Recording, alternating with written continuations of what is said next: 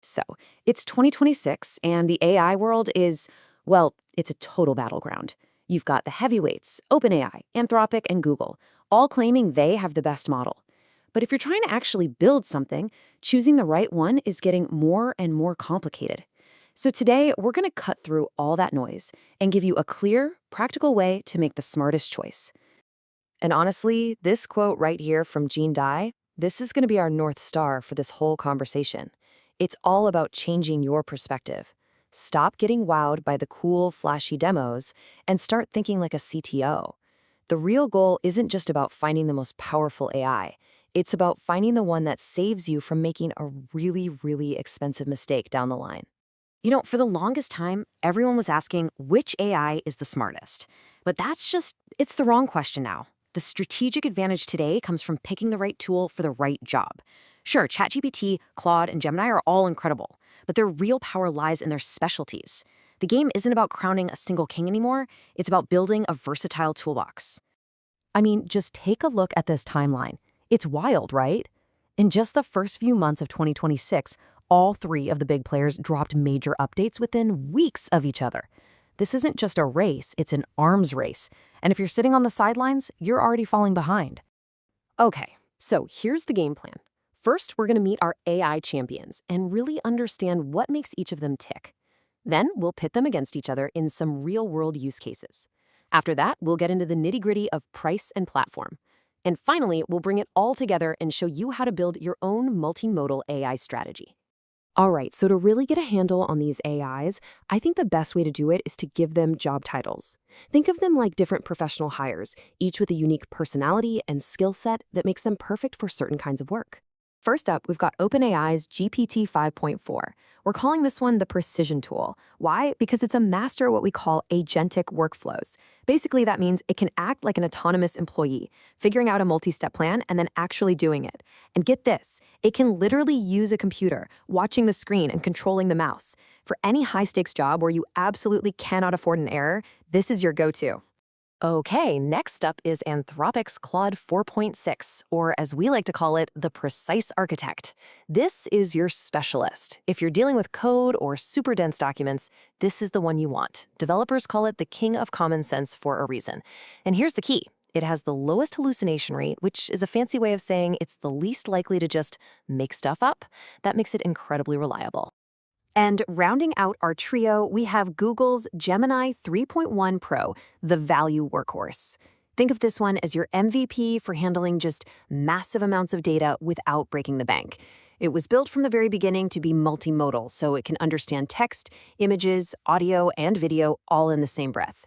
If you need to make sense of huge, messy data sets, especially if you're already in the Google ecosystem, Gemini is the undisputed champ. All right, so we've met the team. The Precision Tool, the Precise Architect, and the Value Workhorse. So now let's put them to the test. Let's see how they actually perform in the real world when we match them up against some specific professional jobs. When it comes to coding, there is no single best model. It really depends on what you're trying to do.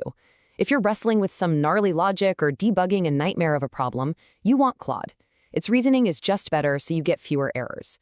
For getting a quick solution that works across a bunch of different languages, ChatGPT is still an amazing all-arounder.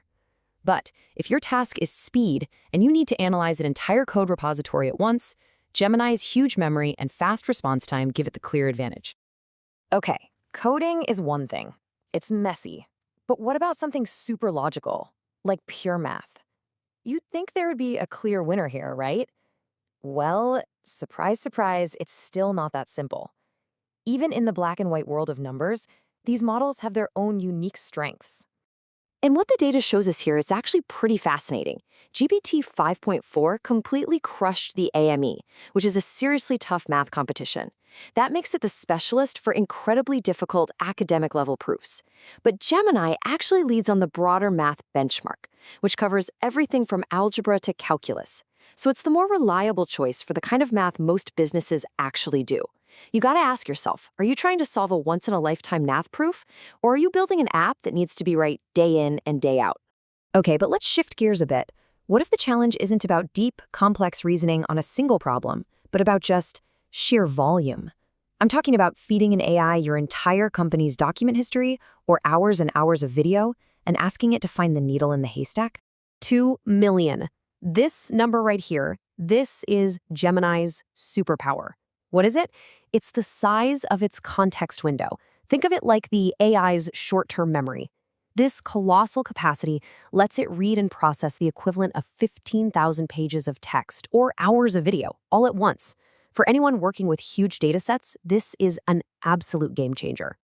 Look, performance is great. It's flashy, it gets the headlines, but when it comes to actually using this stuff in a business, the decision often boils down to two things: money and hassle. This is where the practical stuff, like price and platform integration, can become the most important factor. And when you look at the cost, well, the numbers don't lie. At just $2 per million tokens, Gemini 3.1 Pro is the clear winner on price. Now, that might not sound like a huge difference, but when you're running an application at scale, processing billions of tokens, that difference becomes absolutely massive. And then there's the whole ecosystem thing, which is a huge deal. It's simple. GPT 5.4, it's a Microsoft kid. It's deeply woven into Azure, Office, and Teams. Gemini, it's all Google, all the way, connecting natively to Workspace and Google Cloud. Choosing the model that already lives where your company works can save you a mountain of headaches and development time. So, after all that, what's the big takeaway? The smartest companies out there, they're not picking just one. They're realizing the answer isn't either or.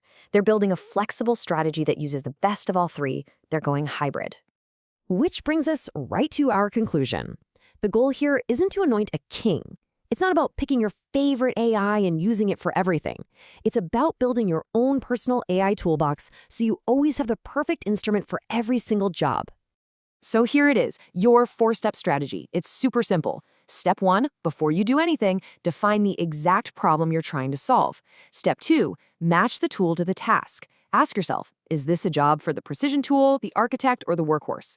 Step 3, weigh the practical stuff. What's your budget? What tech stack are you already using? And finally, step 4, assemble that toolbox. Use the right AI for the right job every time.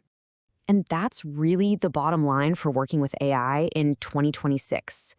The whole idea of a single best AI is, well, it's dead. It's been replaced by a much smarter question. What's the best AI for this specific job? So the question you should be asking isn't which AI is the winner. The real question is, what's the first problem I'm going to solve? Because the best strategy isn't about picking a champion. It's about building a powerful toolbox. And that starts with the first tool. So, what's yours going to be?